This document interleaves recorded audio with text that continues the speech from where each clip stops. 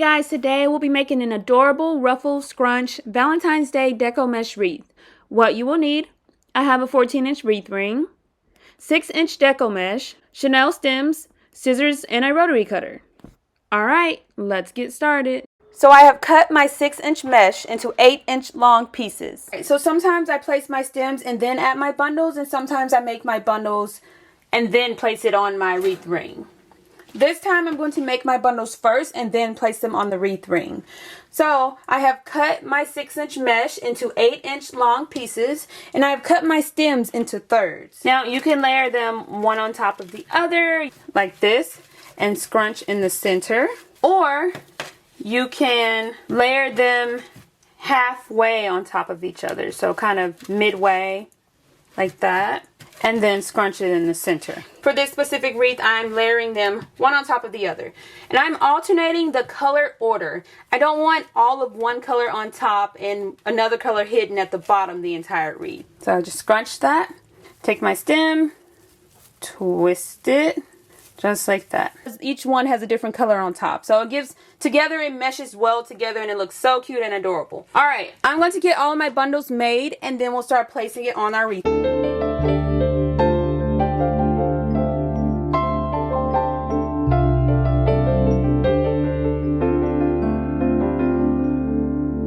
Alright, so I have all of my bundles made. I have alternated my color order. So now we're going to start placing them on the wreath. And you can, if you made your stems longer, you can place them around every two, you know, the outer two, inner two, outer two, inner two.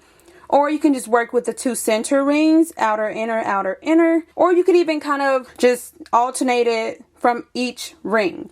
Whichever you prefer. All styles look cute, just personal preference. For this specific wreath, I think I'm going to stick to the center two rings this time. So I'm going to take my bundle, place it on the outer center ring, and twist it a couple of times, and then tuck it away.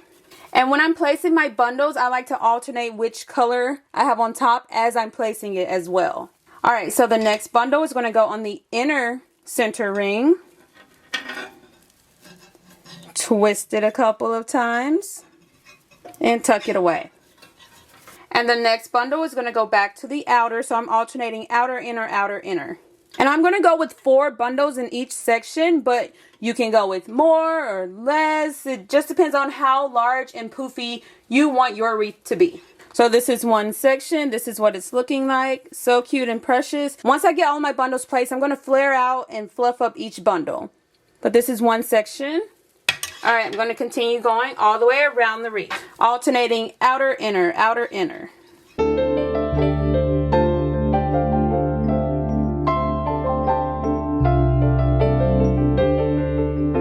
Okay, so we are halfway done. This is what it's looking like. And this is the back. You can see it's alternating inner, outer, all the way around the wreath.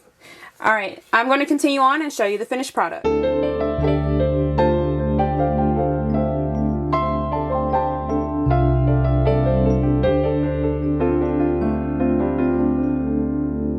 Alright, so I've just finished placing my bundles.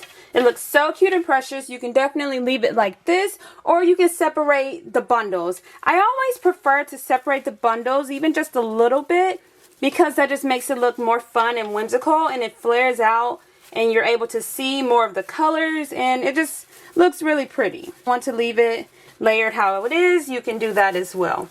But you are all done. So cute, simple, and easy to make.